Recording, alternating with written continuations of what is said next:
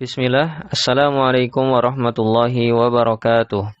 Alhamdulillah, wassalatu wassalamu ala rasulillah wa ala alihi wa ashabihi wa man tabi'ahum bi ihsanin ila yaumil qiyamah, amma ba'd. Sahabat bimbingan Islam rahimani wa rahimakumullah, yang semoga selalu dirahmati Allah subhanahu wa ta'ala. Pada kesempatan kali ini insyaallah kita akan melanjutkan membaca kitab Kaifa Takunu Miftahan lil Khairi, bagaimana Anda menjadi pembuka pintu kebaikan, yang ditulis oleh Syekh Abdul Razak Al-Badr hafizahullahu ta'ala. Dan pada kesempatan kali ini kita akan membaca kunci keempat atau langkah keempat yang berjudul perhatian dengan hal-hal yang wajib dalam agama Islam. Baik, langsung saja kita baca penjelasan beliau. Kunci keempat adalah perhatian dengan hal-hal yang wajib dalam agama Islam, lalu berusaha melaksanakannya dengan baik. Hal ini karena ketika Anda perhatian dan menjaga hal-hal yang wajib, maka pintu-pintu kebaikan akan terbuka dan pintu-pintu keburukan tidak akan terbesit dalam hatimu. Bukti dan dalil terkait hal ini sangat banyak. Saya akan sebutkan sebagiannya saja. Bukti pertama adalah sebuah hadis yang disebutkan dalam Sahih Al-Bukhari dari Ummu Salamah radhiyallahu anha. Beliau adalah ibu kaum mukminin atau Ummul Mukminin, dan beliau juga merupakan istri Rasulullah sallallahu alaihi wasallam. Beliau berkata, pada suatu malam Rasulullah Shallallahu Alaihi Wasallam terbangun dari tidurnya, lalu berkata, La ilaha illallah. Dalam riwayat yang lainnya, Subhanallah. Ujian atau fitnah apa ini yang Allah turunkan pada malam ini? Pintu perbendaharaan apa ini yang Allah buka pada malam ini? Demikian yang disebutkan oleh Ummul Mukminin Ummu Salamah radhiyallahu anha. Pembaca yang budiman, coba perhatikan apa arahan Nabi Shallallahu Alaihi Wasallam ketika ada ujian atau fitnah yang Allah turunkan, dan ketika ada pintu perbendaharaan yang Allah buka. Apa yang diarahkan oleh Nabi? Siapakah yang mampu membangunkan para penghuni kamar itu agar mereka sholat? Maksudnya para penghuni kamar itu istri-istri beliau. Siapa yang bisa membangunkan istri-istriku sehingga mereka sholat? Dalam makna yang lain seperti itu. Sehingga ketika Anda ingin melindungi diri Anda dari ujian atau fitnah, ingin dibukakan pintu-pintu kebaikan, ingin memperoleh kunci-kunci kebaikan, maka semuanya ada di dalam sholat. Mungkin saat ini kita perlu mengingat sedikit tentang amalan rutin yang dilakukan oleh Nabi Shallallahu Alaihi Wasallam ketika beliau masuk ke dalam masjid. Amalan ini disebutkan dalam Sahih Muslim dari hadis Abu Usaid dan Abu Humaid radhiyallahu anhuma, bahwa Rasulullah Shallallahu Alaihi Wasallam bersabda, apabila salah seorang dari kalian masuk masjid, hendaknya ia mengucapkan, Ya Allah, bukakanlah untukku pintu-pintu rahmat-Mu. Dan apabila hendak keluar, hendaknya mengucapkan, Ya Allah, hamba memohon kepadamu sebagian dari karunia-Mu. Dalam riwayat yang lainnya, bukakanlah bagi hamba pintu karunia-Mu. Kesimpulan dari hadis ini tadi, amalan yang dilakukan oleh Nabi adalah datang ke masjid untuk melaksanakan sholat merupakan pembuka pintu rahmat.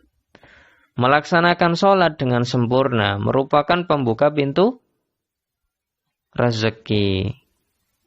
Nah, jadi bagaimana mungkin orang yang tertidur saat sholat, berat dalam mengerjakan sholat, akan terbuka pintu-pintu kebaikan untuknya? Susah. Nah, kemudian kita akan membawakan bukti kedua. Bukti kedua adalah sebuah hadis yang diriwayatkan oleh Imam At-Tirmidzi dalam kitab Jami'-nya dari sahabat Abu Darda dan Abu Dzar radhiyallahu anhuma dari Rasulullah sallallahu alaihi wasallam dari Allah Subhanahu wa taala. Allah taala berfirman, "Wahai manusia, lakukan rukuk kepadaku di pagi hari sebanyak 4 rakaat.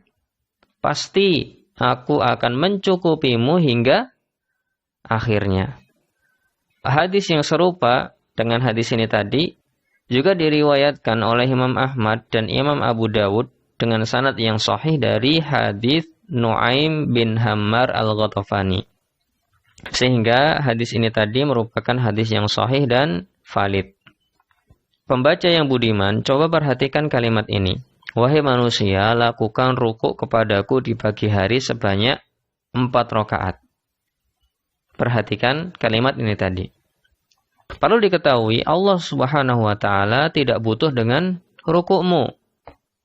Tidak butuh dengan sujudmu. Tapi amalan ini akan menjadi pintu kebaikan dan sebab terbukanya pintu tersebut untukmu.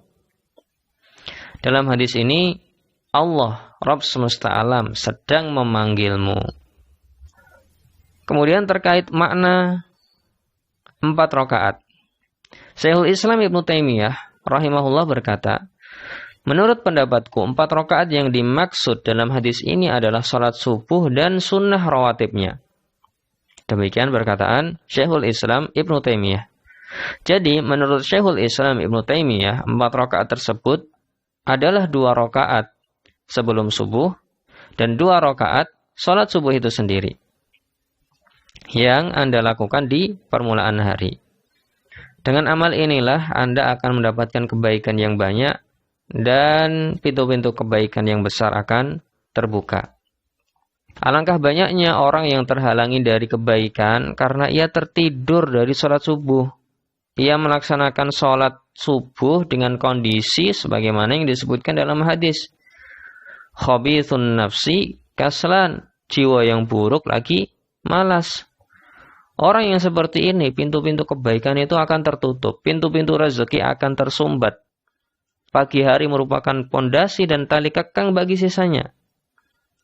Saat itulah rezeki dan berbagai keberkahan itu diturunkan. Sebagian ulama salaf berkata, harimu itu seperti untamu. Apabila kamu tarik depannya, belakangnya akan ngikut. Jadi orang yang tidak menjaga awal harinya dengan sholat, maka apa yang dapat ia harapkan pada sisa harinya? Nah, atas dasar inilah, di antara hal penting atau modal terbesar untuk menjadi insan pembuka pintu kebaikan, baik bagi dirimu sendiri maupun bagi orang lain adalah dengan menjaga dan melaksanakan kewajiban agama Islam. Dan yang paling pertama dari ini semua adalah sholat. Sholat. Coba kita perhatikan ibadah puasa dalam membuka pintu-pintu kebaikan. Di antaranya adalah sebuah hadis yang agung yang disampaikan oleh Nabi SAW berikut ini. Pada malam pertama bulan Ramadan, pintu-pintu surga dibuka, pintu-pintu neraka ditutup, setan-setan dibelenggu. Ada penyeru yang berseru, wahai orang-orang yang menginginkan kebaikan, sambutlah. Dan wahai orang-orang yang menginginkan keburukan, berhentilah. Jadi, perhatian dengan berbagai ibadah dan kewajiban, kemudian menjaganya, merupakan salah satu sebab terbesar yang mendatangkan pertolongan agar Anda menjadi pembuka pintu kebaikan, baik untuk dirimu sendiri maupun untuk orang lain.